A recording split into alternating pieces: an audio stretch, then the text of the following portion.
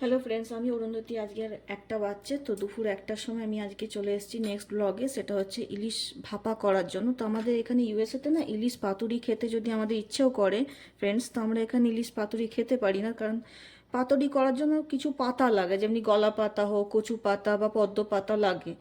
তো আমার এখানে পাতা পাওয়াই যায় না, তো পাতুরি খাওয়াওটা হয়ে ওঠে না।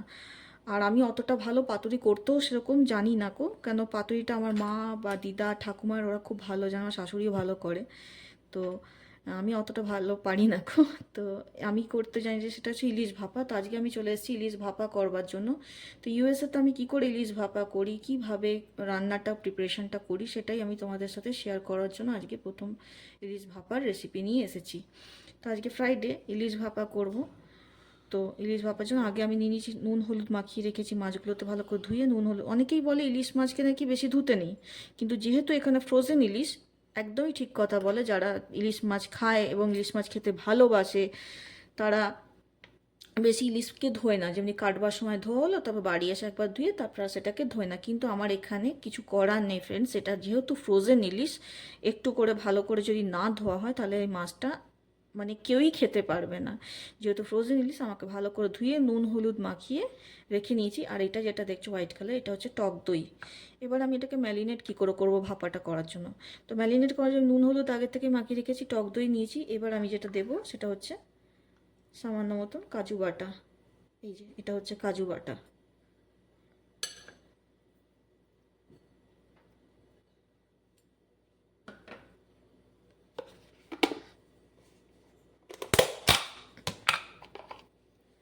আর নেক্সট যেটা আছে সেটা হচ্ছে নারকোল সর্ষে পোস্ত বাটা। এটা আমি এর মধ্যে দিয়ে দেবো, পুরোটাই দেবো। এটা আমি আগের থেকেই প্রিপেয়ার করে রেখেছিলাম, যাতে আমার রান্না করার সময় যেন তাড়াতাড়ি রান্নাটা হয়ে যায়, সেই জন্য।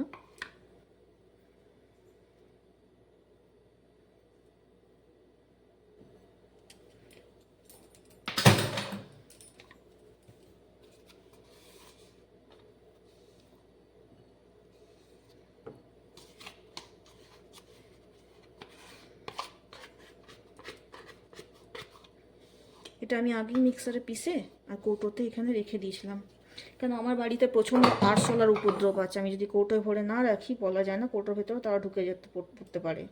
তো সেই কারণে আমি এটাকে ভরে রেখেছিলাম, যাতে অ্যাটলিস্ট কৌটোর ভেতর তো ঢুকতে পারবে না, আর যেখানেই ঘোরোস না কেন ঘোর, আমার তাতে কিছু যায় আসে না। কিন্তু আমার রান্নার মধ্যে ঢুকিস না, তাহলেই আমার মাথাটা গরম হয়ে যায়। আর আরশোলাকে আমার ভীষণ ভয় লাগে।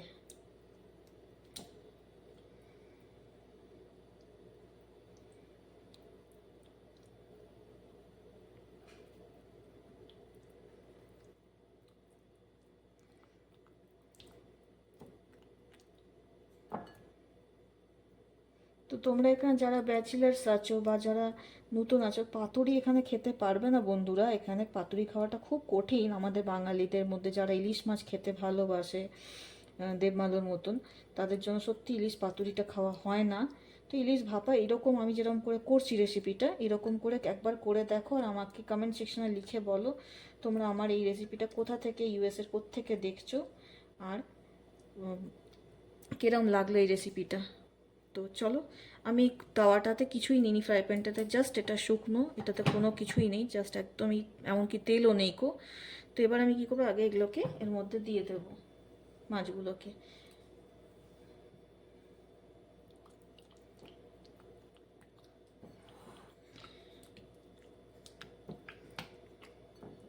আর এটা না বহুত জলদি, সব থেকে আমার এই রান্নাটা যেটা ভাল লাগে কি জানো তো, এই রান্নাটা বড্ড তাড়াতাড়ি হয়ে যায়, কুইক একদম।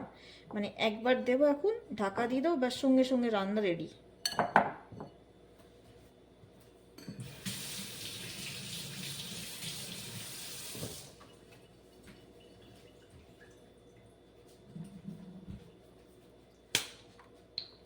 এবার তোমরা বলবে, এই মা অরুন্ধতী এটা কি করবে, এইটা ফেলে দেবে নাকি? আমি বলবো না, এটা ফেলবো না, এটাকে এবার এর মধ্যে দেবো।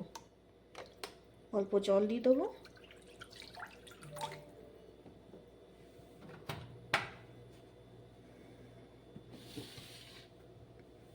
এবার আমি এটাতে কোনো হাত লাগাবো না, কোনো ফিঙ্গারও দেবো না। জাস্ট আমি কি করব, এটাকে একটা স্প্যাচুলা দিয়ে ঘেঁটে নেব। এই যে ঘেঁটে নিলাম।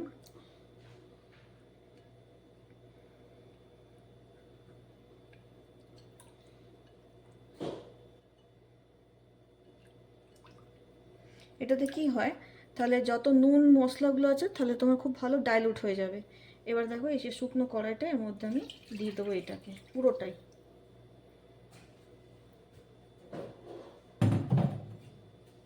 সরি, এখানে একটু পড়ে গেছে।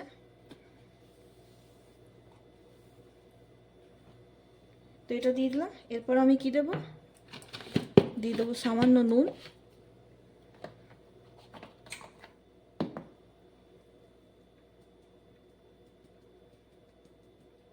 আমি যেহেতু আগের থেকে নুন মাখিয়ে রেখেছি এটাতে, নুনের পরিমাণটা খুবই কম দেব। আর দেব হলুদ,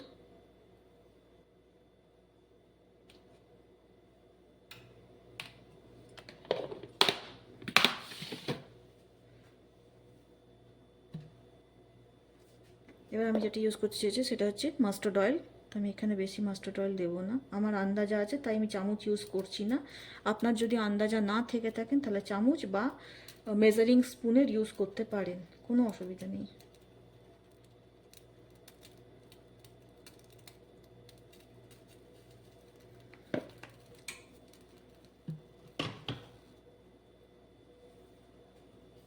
তাহলে এটা কি হয়ে যাবে রান্নাটা? না বন্ধু, এখনো হবে না, এখন তো জাস্ট এটা স্টার্টই করছি। এবার দেখো আমি তিনটে কি চারটে কাঁচা লঙ্কা নিয়ে নিই, কারণ আমি খুব একটা ঝাল খাই না। আর দেবলও ঝাল খায়, কিন্তু আমি আর আমার ছেলে একদমই ঝাল খাই না। তো আমি তিনটে কি চারটে কাঁচা লঙ্কা নিই। তোমরা যদি ঝাল ভালোবাসো, যারা ঝাল খেতে, ইলিশ মাছে ভাপাতে ঝাল খেতে প্রচণ্ড ভালোবাসো, তারা লঙ্কাগুলোকে পেস্ট করে নেবে মিক্সারে বা সিলেতে পিষে নিয়ে সেই বাটাটা এর মধ্যে দেবে, আরও ভালো খেতে টেস্ট আসবে। তো আমি এটাকে জাস্ট ফাটিয়ে দিচ্ছি, আর কিছুই করছি না। এবার তাহলে কি রান্নাটা হয়ে গেল? না, এখনো হয়নি। এবার কি করব, আমি একটুখানি ধনেপাতা আগে থেকে কেটে রেখেছিলাম, এটা দেখতে সুন্দর লাগে, ওপর থেকে একটু ধনেপাতা এমনি করে দিয়ে দেবো।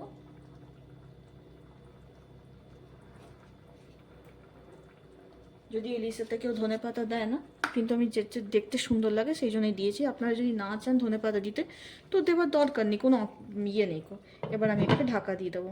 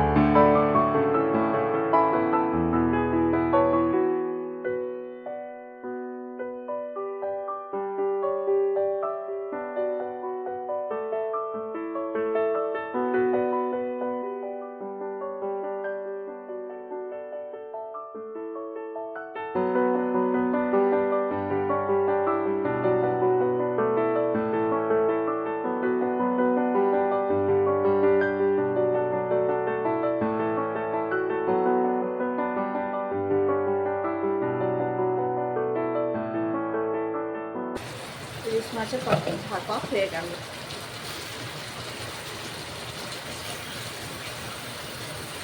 ব্যাস আবার কি, এবার খেয়ে নাও, রান্না হয়ে গেছে, এবার খেয়ে নাও।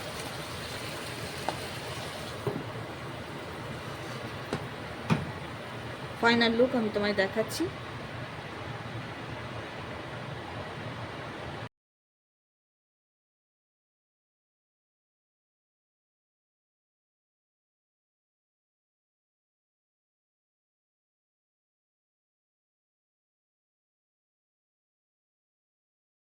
আর কি, ইলিশ মাছের ভাপা। তো দেখো ইলিশ ভাপা কেমন হয়েছে।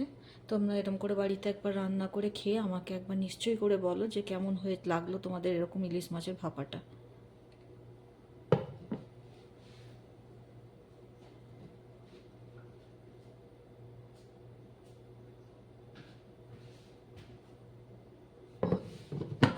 এরকম করে একবার রান্না করো ফ্রেন্ডস, রান্না করে বাড়িতে আমাকে একবার কমেন্ট সেকশন লিখে বলো অরুন্ধতী তোমার রান্না কেমন, আমার রান্নাটা কেমন হয়েছে। নিশ্চয়ই করে জানাও বন্ধুরা প্লিজ।